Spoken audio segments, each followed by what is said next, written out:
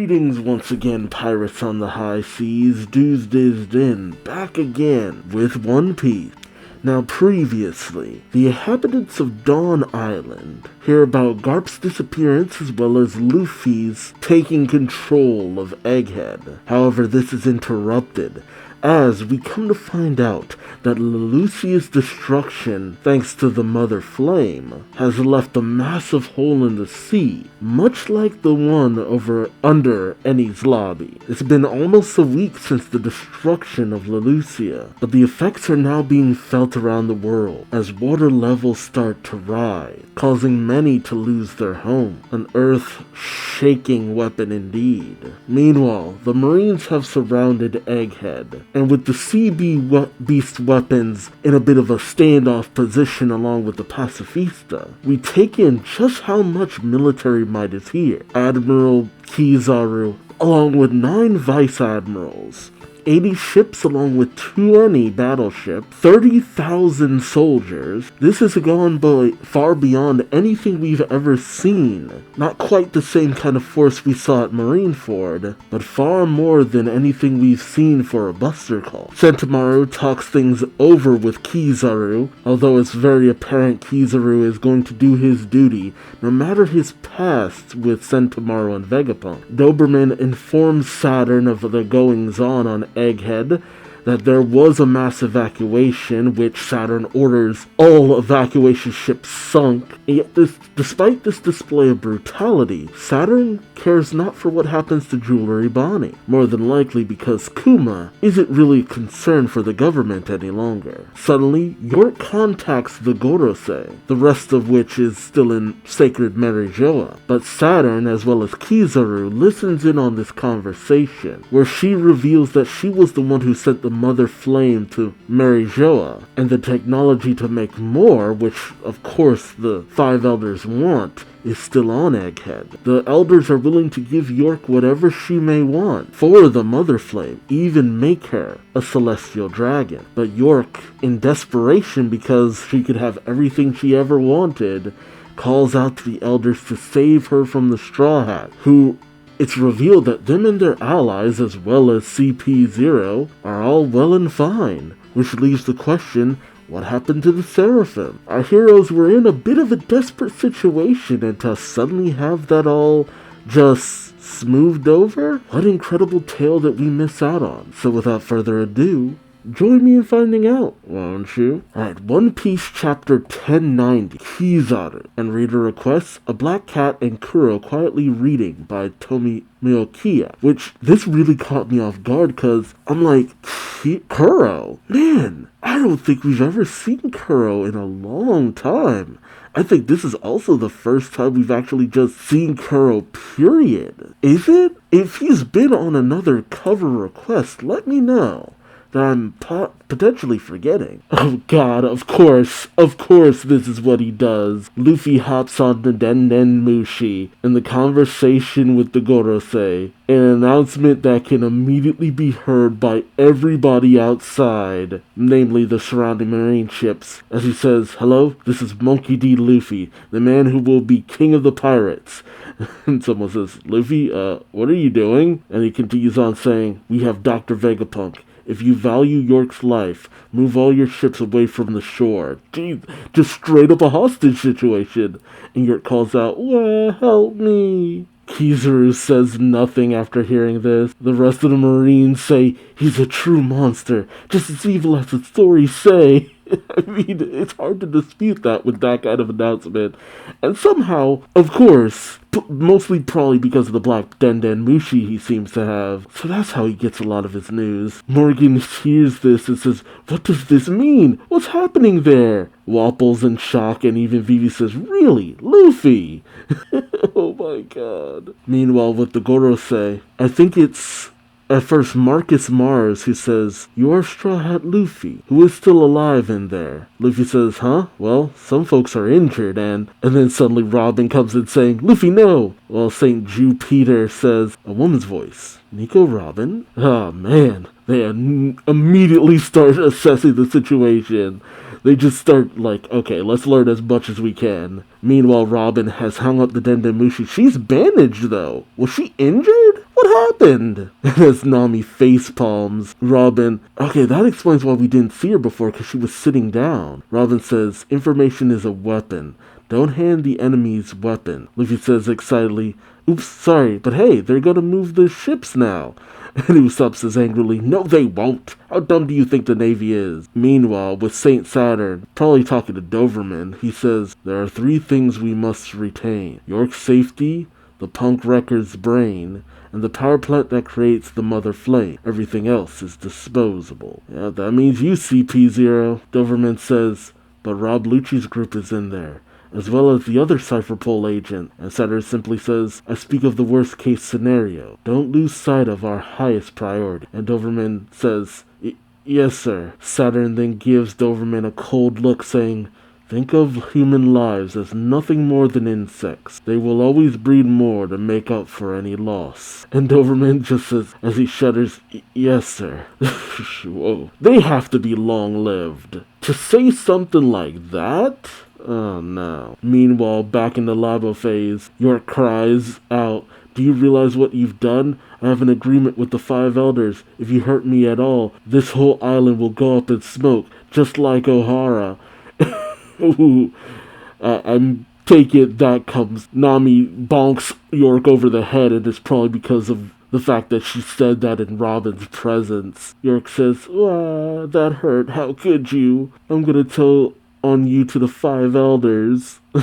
God, York. And Nami says angrily, do it, make my day. While, oddly enough, Zoro's the one who has to hold her back, saying, hey, whoa, she's unarmed. Robin does nothing but smile, with her obviously knowing why Nami's gotten so angry. Meanwhile, Chopper asks, are you feeling okay, Robin? And then we get a big old group shot. Let's see. There's Frankie. Nami is poking York in the face while Sanji holds her back while Brook watches. Jinbei's chilling out. Bonnie and Luffy are stuffing their faces. I wonder who ends up eating more, while Sanji serves Bonnie a drink. Robin says, yes, Chopper, thanks to you. And Chopper says, hee, don't butter me up, you jerk. Vegapunk's just chilling. Meanwhile, it looks like Kaku got laid out. Jeez, what happened? I mean, Kaku's not the strongest of all, but man. Kaku says, just look at the state of me. But remember, I was up against 2 Seraphim.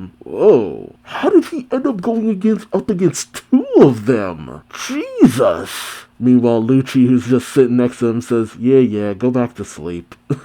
So dismissive. You see Atlas working at a console. Meanwhile, Lilith is cradling Pythagoras, Edison, who's been bandaged up, saying, "Wah, Shaka, Pythagoras, Edison." And Edison says, "Edison's still alive, Lilith." Meanwhile, Usopp is at the control panel saying, "Lilith, would you pipe down? I'm getting in touch with the basement." Meanwhile, Lucci's making observations saying, 4 seriously wounded. Wait, 4 seriously wounded? Who's seriously wounded? We have Robin, Kaku, Edison. Is it York? Is she the 4th one? 2 Vegapunks dead. Oh, so Shaka and Pythagoras really are gone. Damn. The Straw Hats are... And Kaku says, "What's that, Lucci?" And Lucci just says, "Talking to myself." I doubt that. Okay, so pretty much everyone is here except Stussy. Where's Stussy? Is she in the basement with the other Cypherpole? Meanwhile, Usopp calls down to the basement saying, "Are you guys behaving yourselves down there?" And we see the Cypherpole agents just chowing down on food, which, honestly, going so long without food and then suddenly eating, that would give you a bit of shock to your system, but whatever. Ah, that's making me hungry. The Cypherpole agents say, "Hey, Straw Hats, thanks for the food. You're our saviors." "Not so loud, they're our enemies. I feel alive again. Now just let us out of here." Okay, so they're still locked up. Usopp says, "Sorry, can't do that." So the Cypherpole agents say, "Can we at least get a change of scenery? It's kind of freaky with them right over there." Usopp says, "Huh?" Oh, and we see that the pacifistas are all trapped in bubbles. Are those the sea bubbles that Lilith had? That would disable them. That makes a bit of sense. And despite everything that happened, they don't even look seriously injured. A little roughed up like the Straw Hats, but man. So they had to just be incapacitated. Usopp says, "But the Seraphim are on your side." The Cypherpole agents say, Yeah, but what if they go haywire? Usopp says, they're safe, right, Vegapunk? I mean, they were following someone's orders. Vegapunk says, of course. Those bubble balls are made of the same material as the Pacifista Mark III's bubble shield. Sea energy is incorporated into its materials, making it the perfect weapon for trapping power users. S-Shark is just very calm, as well as S-Bear. S-Hawk is a little pissed off as he's separated from his sword, and he says, how dare you trap me in this thing? He's got a little bit of that Mihawk in him. Meanwhile, S-Snake says, the Cypher Pole agents say, oh, that's good to know. Thought they were just bubbles. S-Snake then says, you can rest assured. We have not received any orders to kill you. We have no interest in you. She's obviously mad. The Cypher Pole agents say, you don't? And I guess we're okay. Frankie then gets on the call saying, be that as it may, I'm grateful to you, S-Snake. You released us from your stone powers. And then Vegapunk says, strange. That shouldn't be part of our programming. S-Snake remembers Luffy coming up to her saying, hey Hancock, they're my friends, please, you gotta undo it. You're the only one who can save them, please. And S-Snake gets all flustered saying, alright, I'll do it, just stop looking right at me. Aw. Loving Luffy's in the genes. And Jinbei laughs saying, even the actual Hancock, a real nasty piece of work, can't turn down a request from Luffy. How funny that her Seraphim is the same way. And Vegapunk jots that down in his book saying, yes, the information transmitted through bloodline elements when producing clones is really most fascinating. Luffy then pops on the call saying, thanks a lot for that, Hancock. And S-Snake blushes and hides her face saying, did he just say he's in love with me? Oh god. Looks like S-Snake and Hancock are gonna have to fight over the man. It's funny too because Hancock is a great deal older than Luffy, whereas S-Snake is a great deal younger than Luffy, and looks the part too. Meanwhile, Atlas turns to Vegapunk saying, Stella, we restored the communications system, but the Frontier Dome still won't open. Vegapunk says, we can't escape without the barrier receding. York gives a shit-eating grin saying, it's pointless. There's an encryption code on it, and my brain isn't synced to all of yours, so you won't get it from me. Wait, her brain isn't synced to the rest of them? Why is that? Why is it like that? I guess because of what she normally just does most of the time. Lilith gets pissed and tries to go at her with Edison holding her back, as Lilith says, oh yeah, we'll see about that. York says, ha ha ha, I'm under the protection of the code and the world itself. I sure could go for some food right now. And Lilith continues to get pissed. Oh, there's Stussy. She says, we're completely surrounded on all sides, Stella. There are 100 ships of various sizes. About 30,000 men, I'd guess. You'd guess? Why would you be able to suss that out so accurately? I know you're a secret agent, but damn. Vegapunk says, this is quite an ordeal then. While in comes Sanji with a cup of coffee, coming up to Stussy saying, welcome back, Miss Stussy. Would you like a coffee? So she was probably out surveying the perimeter. Vegapunk then turns to Nami saying, Nami, right? Yeah. Nami holds out her hand saying, yep, that's me. Nami shows her log post saying, the log post hasn't recorded the signal yet, but we still have one steady needle from Wano we can use. It's porting northeast of here. Vegapunk says, that'd be Elbath then. And of course, thank you. Finally! Luffy and Usopp, Luffy says, Elbath? And Usopp says, we're finally going? The Island of Giants at last! And they're just off singing merrily saying, Elbath, Elbath. Everyone is huge because they're giant. I've missed Luffy and Usopp merrily singing in the background. Oh, Stussy did take the coffee. Nice. And Lucci is giving her like this look. he is saying some nasty things with that look. And Stussy says, oh, don't give me that look. Meanwhile, Vegapunk says, fortunately, your ship is currently here at the Labo phase, but the Navy ships are waiting along every bit of the coastline. We can't leave via the port. The northeast direction we'd be heading is on the backside of the island. Good thing that your ship is with the Vegaforce 1. We could use the Vegaforce 1 to simply fly over the Navy's blockade, ideally, but the robot can only fly in the airship over Egghead. Once you leave, it will fall to the earth. Frankie then says, no prob. That's where we can use the Sunny's Kude burst to fly even further. If we fly a kilometer away, none of them will be able to catch us. Vegapunk says excitedly, what? The ship can fly a whole kilometer? Hell, let's do that! Like, hell yeah, let's do it! Frankie then says, it flies on cola. And Vegapunk says, on cola? I've been waiting for that conversation. Like, dude, Frankie, geek out. Atlas then says, perfect. But we still need to deactivate the Frontier Dome first. Meanwhile, York still has that shit-eating grin saying, and I won't tell you the code, as she starts cackling. Atlas, Edison, and Vegapunk get to work at the keyboard, as Vegapunk says, let's crack this thing. And all three of them says, never play mind games with Vegapunk. Vegapunk then says, Lilith, I want you to use the Vegaforce 1 too? But that's cut off as we cut to Frankie, Lilith, Luffy with a giant backpack, wonder what's in it, and Bonnie, all rushing out. Headed to the Thousand Sunny, I guess. Lilith says, let's go move the ship around the back.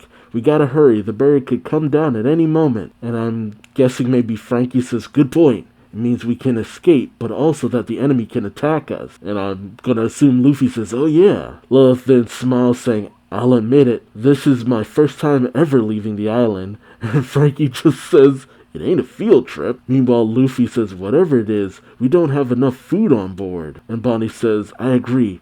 We'd eat it all in a day. I suggest more pizzas. Luffy says, cheese is enough. Sanji can make it into pizza on his own. I don't know about that, but whatever. Bonnie then says, pretty cool, huh? And a good cook and a good fighter. Wait. Okay, what happened? I really need to know what happened. 'Cause Bonnie has a good opinion of Sanji? Like, a genuine good opinion of Sanji. I mean, it makes sense. I mean, a cook and strong? I mean, this feels like a match made in heaven. I feel sorry for Puddin'. But, And Luffy says, why are you so cheerful all of a sudden? It's weird. Yeah, tell me about it. Bonnie says, yeah, I decided I won't kill Vegapunk anymore. I'm guessing Luffy says, I guess crying all night helped you feel better, huh? And Bonnie says, I wasn't crying. What was in Kuma's memories? That's so aggravating. Meanwhile, at the Marine blockade, oh, of course he did. God damn it. Someone says, transmission from Rob Lucci. We've got details on what's happening inside. Share this with all ship. Meanwhile, with Saturn, he says, did you hear that, Borsalino? Kizaru says, I did. He talked a big game like he was in control, but it seems like they're actually trapped inside. Saturn says, the Frontier Dome is a laser defense system, correct? And you are light. Can you get inside? Kizaru says, quite frankly, I can. But a good friend of mine is defending Vegapunk below it. Saturn tells him to leap over him. Kizaru says, well, that's not a very sporting thing to do when a man is making a principled stand like that. I'd prefer to play this one by the book. And you should know that when we attack, it will mean that countless sea beast weapons and 50 pacifistas under Centaur's command will start sinking our ships in response. There's going to be a heavy cost to this. So it's like, if I attack, if I go in, then the whole battle commences. Kind of showing that he is weighing his options. Kizaru is no fool. He didn't get to this position just simply by being strong. As Saturn gets exasperated, saying, time is of the essence. Where's the power plant? Kizaru puts down a paper saying, Rob Lucci is a very capable agent. He sent all of the information I wanted to know. Damn, I'm actually kind of surprised that Lucci is that dedicated. Oh, they're giving secret hand signs. Wow, actual military protocol that nobody outside of them would know. The Marines on the ship start making signals saying, prepare for battle, and it's sent across the line. One of the vice admirals, a big guy with a beard, says if he could use the 6 powers, make for land when the battle starts. Men say, yes sir. The old-looking vice admiral says, liberate the captive Cypherpole agent. Her men say, roger that. The guy with the many chins says, our cannons are worthless against the pacifistas. Use them on the sea beast weapons. His men say, yes sir. Oh man, I don't know, something about actually seeing the Marines, plan things out so well is just kind of taking me aback. Maybe this is just what it's like when they're under the command of an admiral. Meanwhile, Luffy is bouncing on the clouds of the Labo phase saying, "Ooh, this is fun.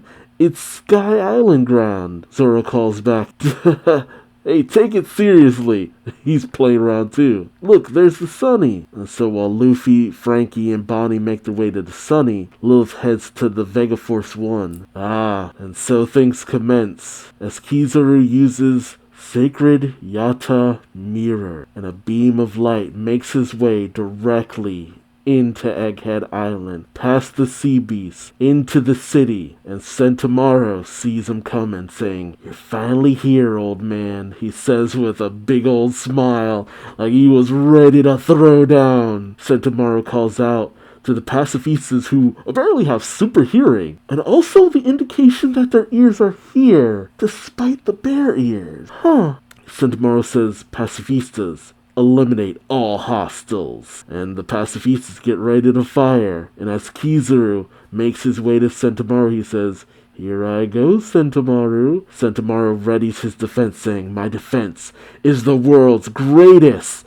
And he manages to block a kick from Kizaru. Meanwhile, up above, they feel Kizaru's presence. As Luffy says, "Huh? Light from below. Someone's here. Someone strong." Ooh, man, Luffy got deadly serious too. It's funny though, because with Luffy, the first time he started meeting admirals, he couldn't gauge how powerful they were. He'd just rush in and do what he could. And even during Film Z, he didn't really feel Aokiji's presence like he did here. That intimidation factor, damn. It's like, did you hear that? I feel that. Well, I shouldn't say that, because Luffy felt Green Bull Ryukyu's presence too, back on Wano. But I don't know. It feels like Luffy is a little bit more intimidated here than he was back on Wano. I don't know. Something about that last panel with Luffy's reaction. Is it just because he's encountered Kizaru before? Is Kizaru that much more stronger than Ryukyu? And then there's also Fujitora.